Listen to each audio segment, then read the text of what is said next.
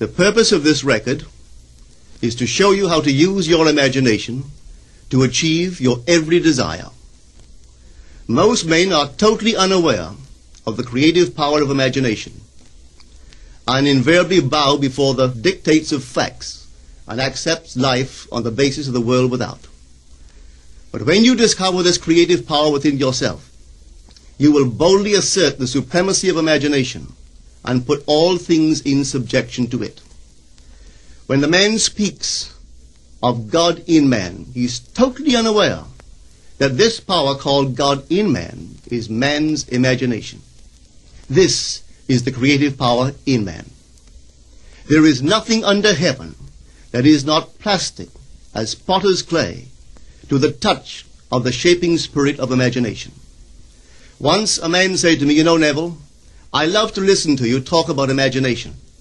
But as I do so, I invariably touch the chair with my fingers and push my feet into the rug, just to keep my sense of the reality and the profundity of things." Well, undoubtedly he is still touching the chair with his fingers and pushing his feet into the rug. But now let me tell you another one who didn't touch with her fingers and didn't push that foot of hers onto the board of the streetcar. It's the story of a young girl, just turned 17. It was Christmas Eve, and she is sad of heart. For that year, she had lost her father in an accident, and she's returning home to what seemed to be an empty house. She was untrained to do anything, so got herself a job as a waitress. This night is quite late, Christmas Eve. It's raining. The car is full of laughing boys and girls home for their Christmas vacation. And she couldn't conceal the tears. Luckily for her, as I said, it was raining. So she stuck her face into the heavens to mingle her tears with the rain. And then, holding the rail of the streetcar, this is what she did. She said, "This is not rain, but this is spray from the ocean. And this is not the salt of tears that I taste, but this is the salt of the sea in the wind. And this is not San Diego. This is a ship, and I'm coming into the Bay of Samoa." And there she felt the reality of all that she had imagined. Then came the end of the journey, and all are out. 10 days later, this girl received a letter from a firm in Chicago saying that her aunt, several years before, when she sailed for Europe, deposited with them $3,000 with instructions that if she did not return to America, this money should be paid to her niece. They had just received information of the aunt's death and were now acting upon her instructions. 1 month later, this girl sailed for Samoa. As she came into the bay, it was late that night, and there was salt of the sea in the wind. It wasn't raining, but there was spray in the air, and she actually felt what she felt 1 month before, only this time she had realized her objective. Now this whole record is technique.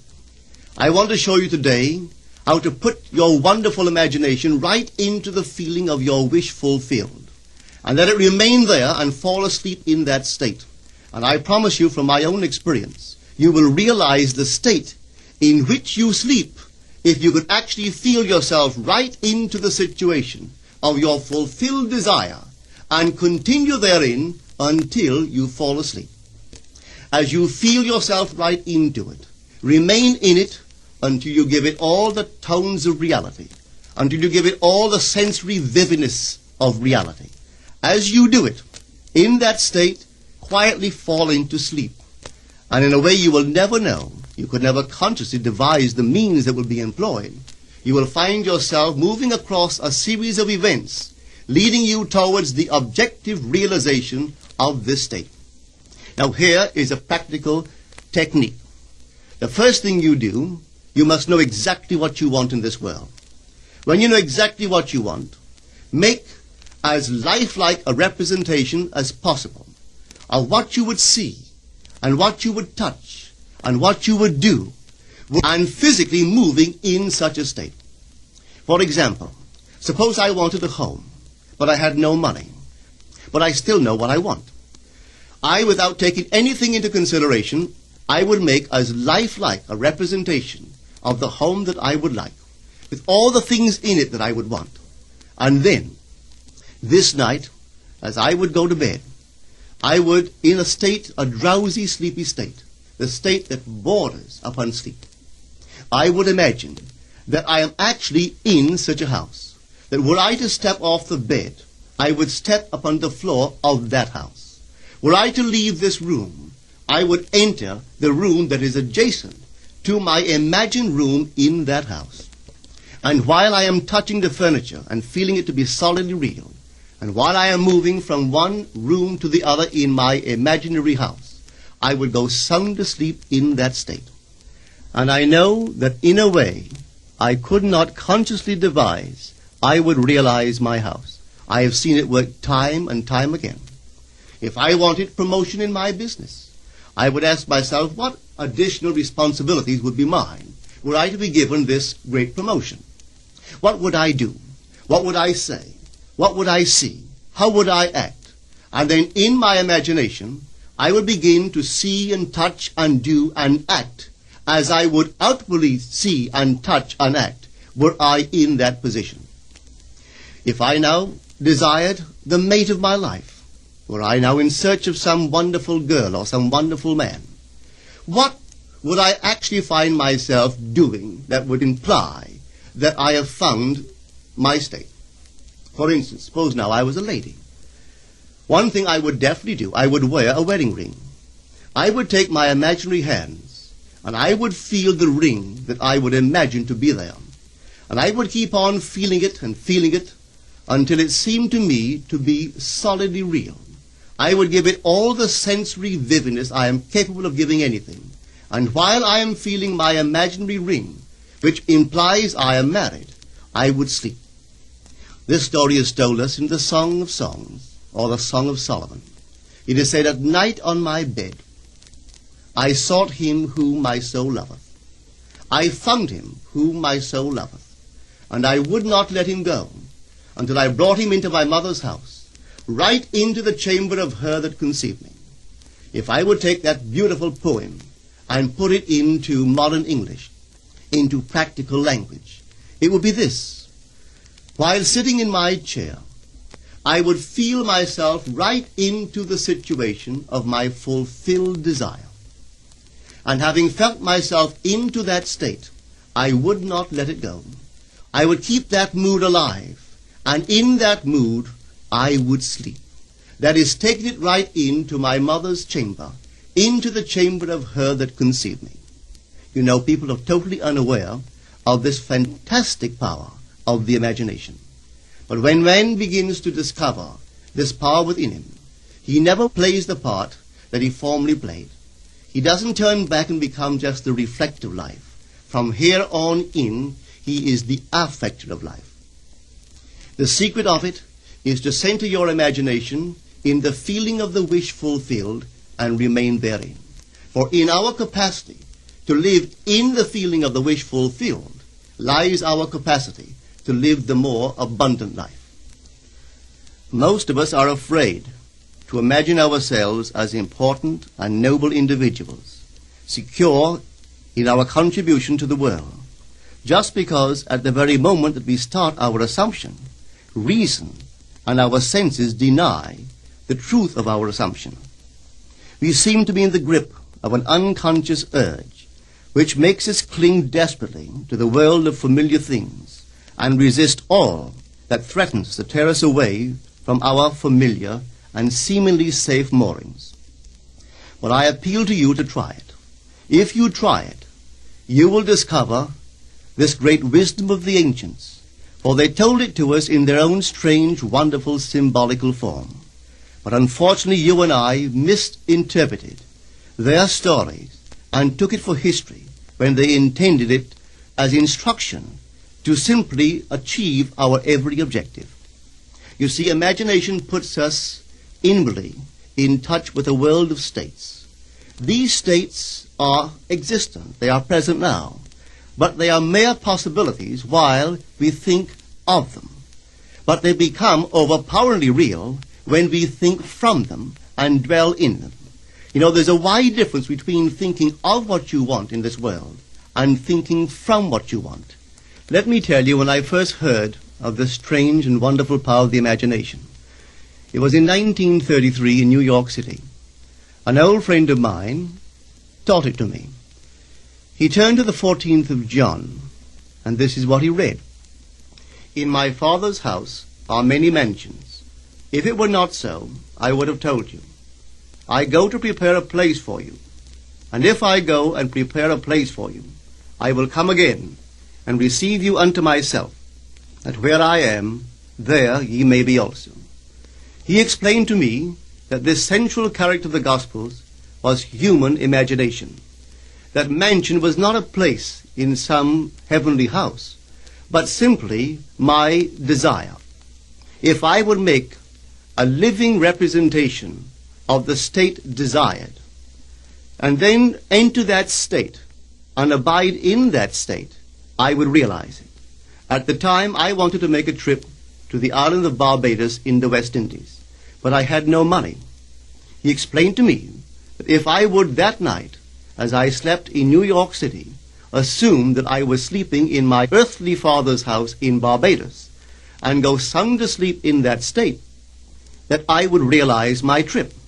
Well, I took him at his word and tried it. For 1 month, night after night, as I fell asleep, I assumed I was sleeping in my father's home in Barbados. At the end of my month, an invitation from my family came, inviting me to spend the winter in Barbados. I sailed for Barbados the early part of December of that year. From then on, I knew I had found this Savior in myself.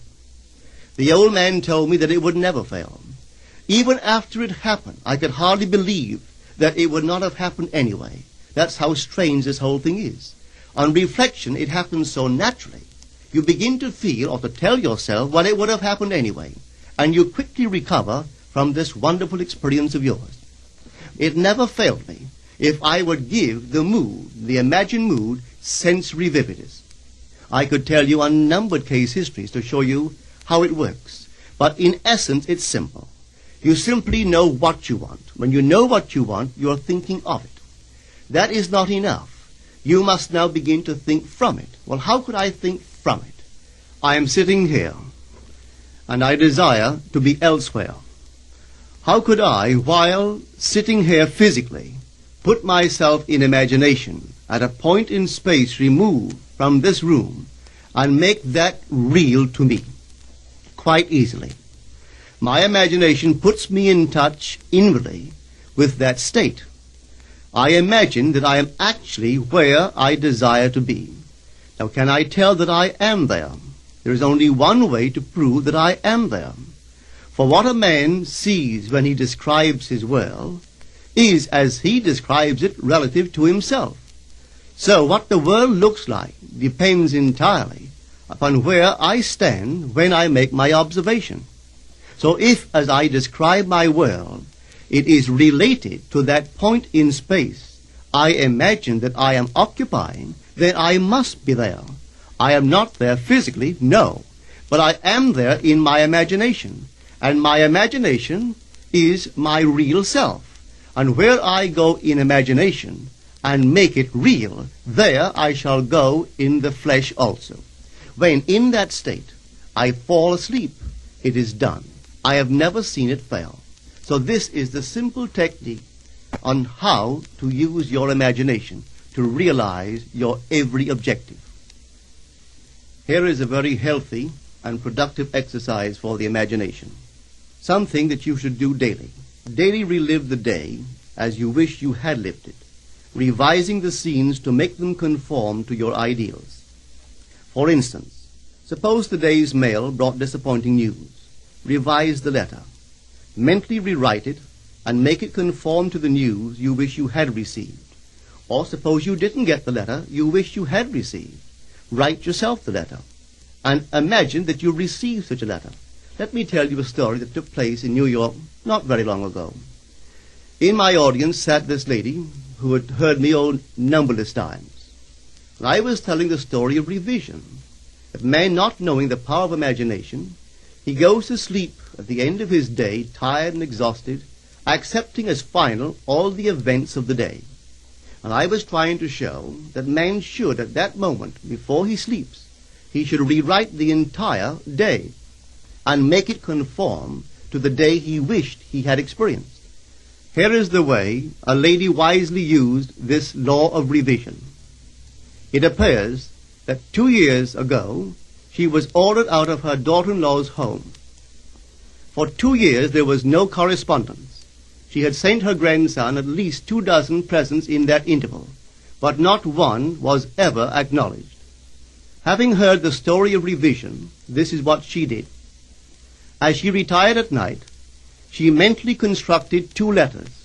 One she imagined coming from her grandson, and the other from her daughter-in-law. In these letters they expressed deep affection for, and wondered why she had not called to see them. This she did for 7 consecutive nights, holding in her imaginary hand the letter she imagined she had received, and reading these letters over and over until it aroused within her the satisfaction of having heard. Then she slept. On the 8th day, she received a letter from her daughter-in-law. On the inside there were 2 letters, one from her grandson and one from the daughter-in-law. They practically duplicated the imaginary letters that this grandmother had written to herself 8 days before. This art of revision can be used in any department of your life. Take the matter of health. Suppose you were ill. Bring before your mind's eye the image of a friend. Put upon that face an expression which implies that he or she sees in you that which you want the whole world to see. Just imagine he is saying to you that he has never seen you look better, and you reply, I have never felt better. Suppose your foot was injured. Then do this. Construct mentally a drama which implies that you are walking, that you're doing all the things that you would do if the foot was normal, and do it over and over and over until it takes on the tones of reality.